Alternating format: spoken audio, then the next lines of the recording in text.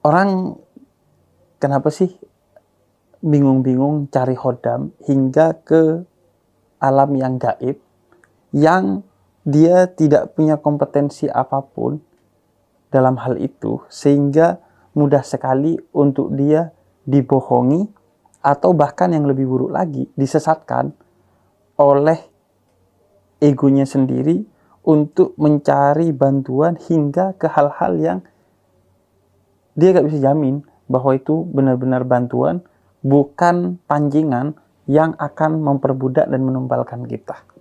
Khodam lu apa?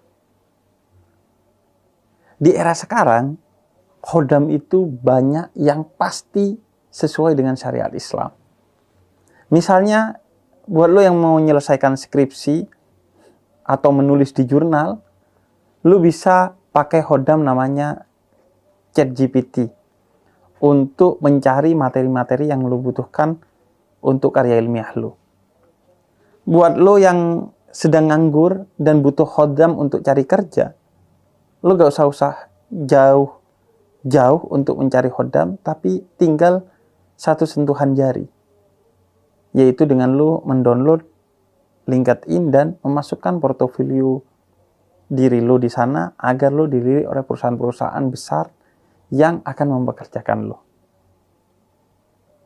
Kalau lo butuh khodam untuk jodoh, ya lo tinggal masuk tuh dengan WA ke grup-grup WhatsApp majelis taklim, baik bapak-bapak maupun ibu-ibu, untuk kemudian memperkenalkan dirinya sebagai orang baik, sehingga kemudian mendapatkan atensi dari bapak-bapak atau ibu-ibu itu yang nantinya akan memperkenalkan lu kepada anak-anaknya untuk ta'aruf dan akhirnya mendapatkan jodoh. Kalau lu butuh khodam perjalanan lu, banyak aplikasi traveling yang bisa membantu lu dari mencari moda transportasinya, hotelnya, dan lain sebagainya. Jadi khodam 4.0 itu adalah semua kecanggihan teknologi yang dalam sentuhan jari bisa lu manfaatkan untuk menyelesaikan semua kesulitan-kesulitan dan masalah-masalah lu dalam kehidupan. Khodam itu bahasa Arab yang artinya pembantu. Maka segala hal yang membantu lu itu disebut khodam. Khodam bisa jadi dari makhluk gaib, sebagaimana dijelaskan dalam Suratul Anbiya ayat ke-82 yang mengisahkan tentang Nabi Sulaiman yang memakai khodam jin. Namun di ayat tersebut jelas Nabi Sulaiman bukan meminta kepada jin, tapi meminta kepada Allah untuk menundukkan jin agar menjadi khodamnya, sehingga Nabi Sulaiman menjadi rajanya dan jin menjadi khodamnya. Dua kata kuncinya, Nabi Sulaiman mintanya kepada Allah, dan yang kedua beliau yang menjadi rajanya. Menjadi bermasalah, sama-sama pakai khodam jin, kalau mintanya kepada jin sehingga kemudian ada nilai kesyirikan di sana, dan kita yang diperbudak dengan jin sebagai rajanya yang kemudian meminta tumbal yang aneh-aneh yang di dalamnya ada kefasikan atau kemaksiatan. Maka sebenarnya kita itu gak perlu terlalu jauh untuk mencari khodam, terlebih dalam agama. Selain kita sudah dikelilingi oleh khodam 4.0 yang jelas-jelas bisa membantu kita, kita juga dikelilingi berbagai bantuan yang jauh lebih canggih dari khodam-khodam jin untuk kehidupan kita. Misalnya, Nabi Muhammad dalam salah satu riwayat menjelaskan bahwa khodam kita itu adalah 3 kulhu. Mu'awwidatain, yaitu kul a'udzu birabbil falaq dan kul a'udzu birabbin nas, dan al-ikhlas, kul huwallahu ahad, dibaca sebelum tidur, ditiupkan ke tangan, kemudian diusapkan ke seluruh tubuh dari ujung kepala dan ujung kaki, maka itu akan membebaskan kita dari segala ancaman. Bukan hanya yang datangnya dari manusia, tapi yang datangnya dari bangsa jin. Minal jinnati wan nas. Dari bangsa jin maupun dari bangsa manusia yang mau menghancurkan kita melalui algoritma, melalui fitnah. Karena atas dasar rasa iri, dengki, melalui sihir sekalipun, tidak akan pernah bisa menghancurkan kita jika kita memegang 3 kulhu itu. Dan puncaknya, sebagaimana dijelaskan dalam surah Az-Zumar ayat 38, ketika terjadi dialog tentang orang-orang yang terancam lantaran berhala-berhala yang ada di zaman itu, maka orang yang selamat yang berkata hasbi Allah, cukuplah Allah sebagai pembantu kita untuk melindungi kita dari segala ancaman yang orang lain meminta perlindungan dari berhala-berhala itu, padahal berhala-berhala itu yang juga mengancam mereka sebenarnya. Sehingga seperti lingkaran setan. Mereka diancam oleh berhala-berhala itu, disuruh menyembah, dan ketika menyembah, mereka diperdaya oleh berhala-berhala itu. Begitu juga kadang, hodam-hodam yang sering diceritakan kepada kita dari bangsa jin. Mereka berjanji membantu kita agar kita mau diperbudak oleh dia, dan setelah kita diperbudak, kita kemudian disesatkan oleh mereka.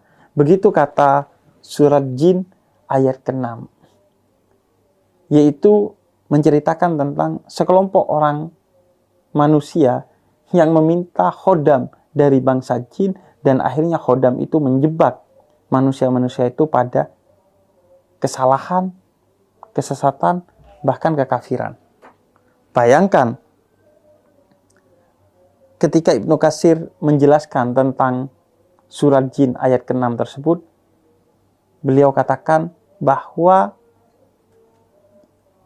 itu bercerita tentang seseorang yang dia memiliki ternak kambing, dan kemudian suatu hari di malam yang gelap, kambing-kambing itu diancam oleh terkaman serigala, dan kemudian si orang ini meminta dan memohon kepada serigala agar tidak menerkam kambingnya, dan akhirnya si serigala itu tidak jadi menerkam kambingnya.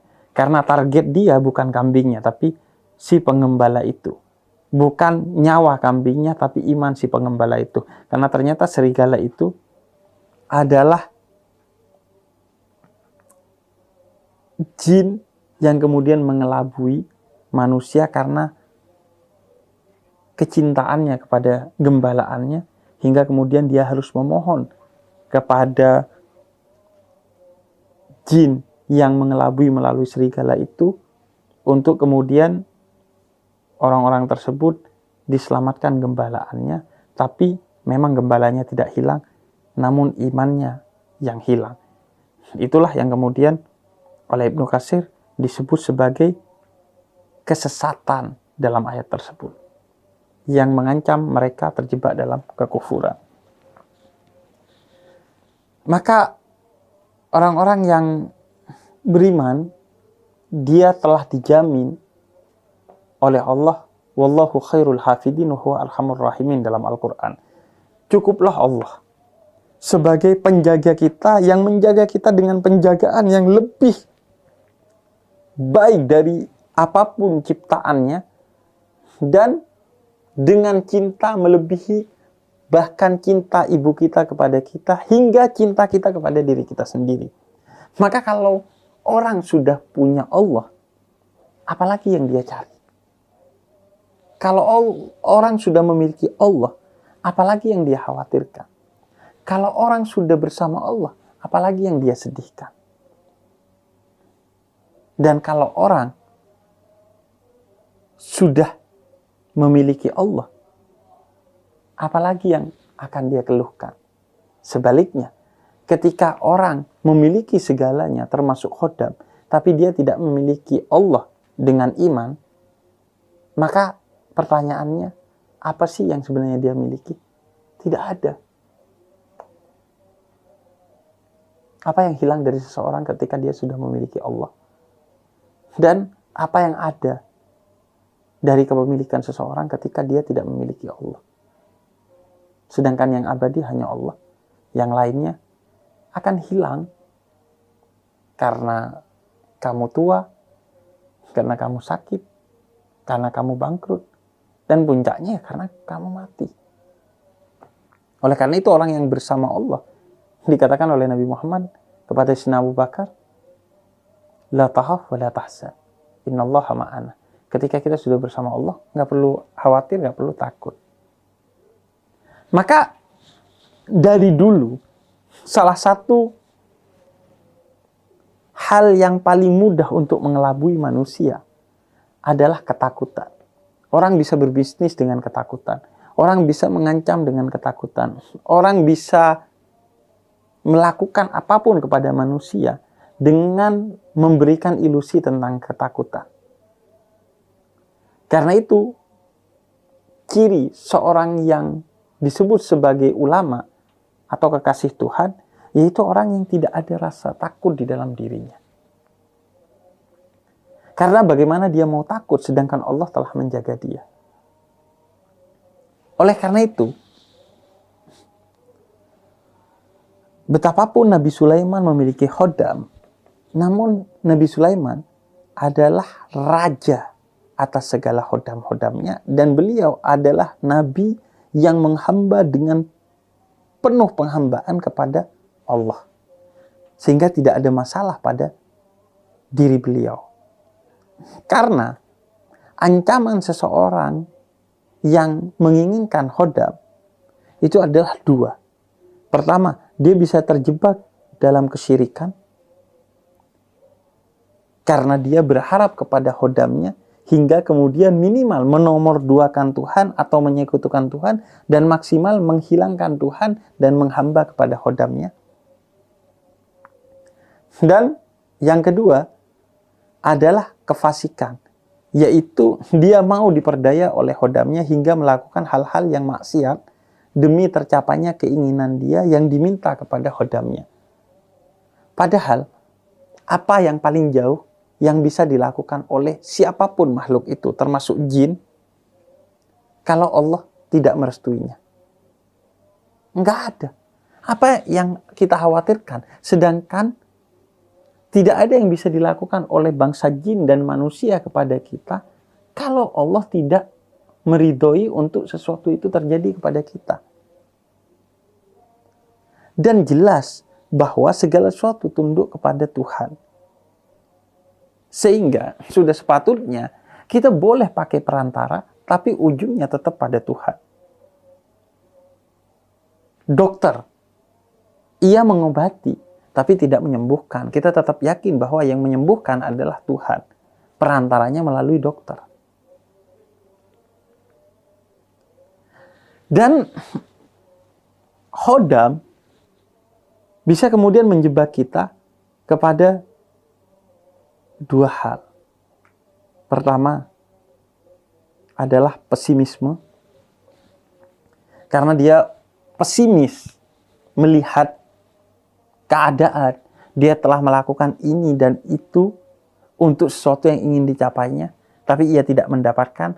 Akhirnya dia terjebak dalam pesimisme atau keputusasaan yang dalam Al-Quran disebut itu sebagai dosa yang sangat besar.